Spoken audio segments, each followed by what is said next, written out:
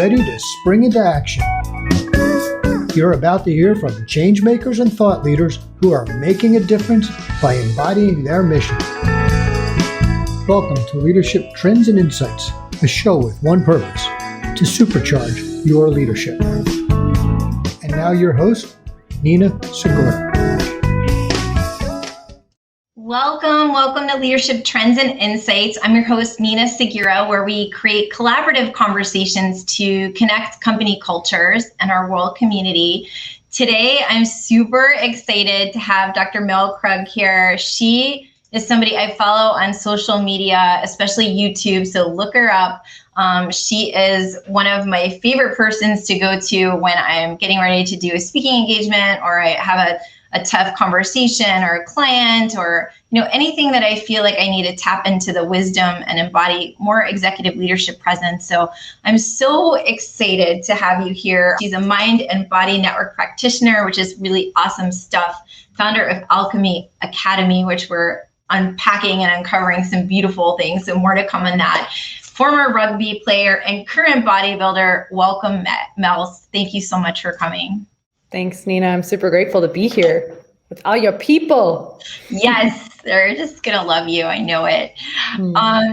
Dr. Mel, the reason why I wanted you here is because you're someone who I can visibly see you embody your message. You embody leadership. And I want the world to know more people like you. And I would love for you to tell me, when you look at the world, what do you think the world needs more now than ever as it relates to leadership? Yeah, and you've already said that, Nina. It's this sense of embodiment. And what that really means is connecting to our humanness, our human elements, and really breaking down these perceived platforms or barriers of what we think it means to attain leadership. There's three things I was thinking about when you asked me this question earlier. So embodiment, collaboration over competition, which is exactly what you're creating here. So the ability to actually work with other people and not sense this competition of racing to something. Mm-hmm. And then integrity, which integrity comes back to honoring ourselves as well as honoring the people that we're serving around us. So I think number one is embodiment, being able to sense within ourselves what is going to serve us and in turn the people around us, and really using our body to do so. So as a leader, and I'm looking at embodying my own message, one of the outcomes of that would be a natural way to collaborate with others. That would be like the natural next step. Absolutely. Where do you think people get stuck with that embodiment? I think there has been a cultural conditioning, and myself included, of racing and achieving and overdoing and ignoring our bodily senses just to get to the next level or to get to the next deadline. Especially you speaking and working with executives, I get that world. I run businesses, I get it. And the more we ignore those messages from the inside, eventually our body turns into a whisper and it transforms into a scream. And so I feel like there's an old paradigm of getting to the next thing and getting to the next thing, but rather, what is the next thing if you're exhausted? We can't serve if we're exhausted. And so that's where I think people get stuck, is this old model and conditioning, and really adopting this new paradigm of embodiment really means slowing down and listening to speed up.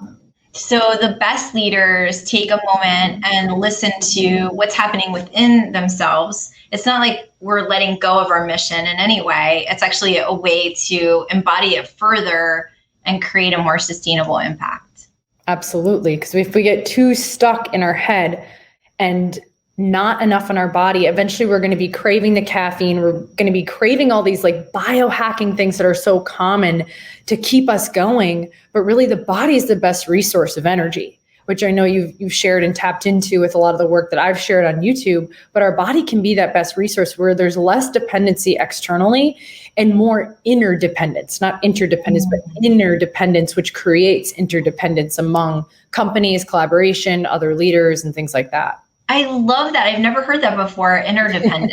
I love it. Yes. So you said that you've stretched yourself in this way, and I know you're highly creative, highly intelligent person, and now you're also doing bodybuilding. And I've also watched you facilitate virtual meetings and in-person meetings, and I have to say it went out flawless. Like you just did such a good job listening to everyone, including everyone. But where would you say you struggled in this area yourself?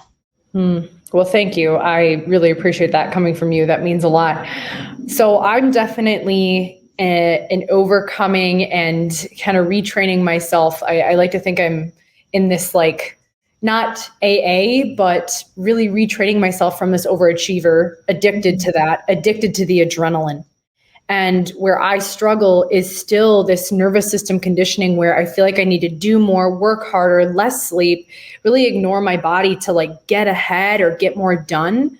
When in reality, where I'm stretching myself now, not only with bodybuilding, literally, but where I'm stretching myself like physically, body, mind approach as a leader is this notion of slowing down to speed up. Because again, I think we think things happen in such a linear fashion where if you do all of A, that means you're going to get all of B. And life isn't linear.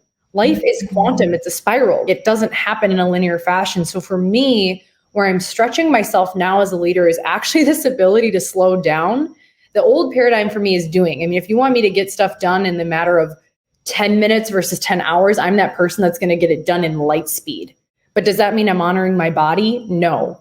So where I'm stretching myself now personally is being able to slow down, tune in, get into alignment. And when we're in alignment, that's when we actually can accelerate and have it be more effortless and easeful and integrated rather than just like disassociating from our body. And again, going for that, it's like this hamster wheel, right? Yeah. So stretching myself in different ways that feels more sustainable, which I feel like is going to show up in companies, which I know is kind of our future conversation of like the future of leadership. But that's where I'm stretching myself now.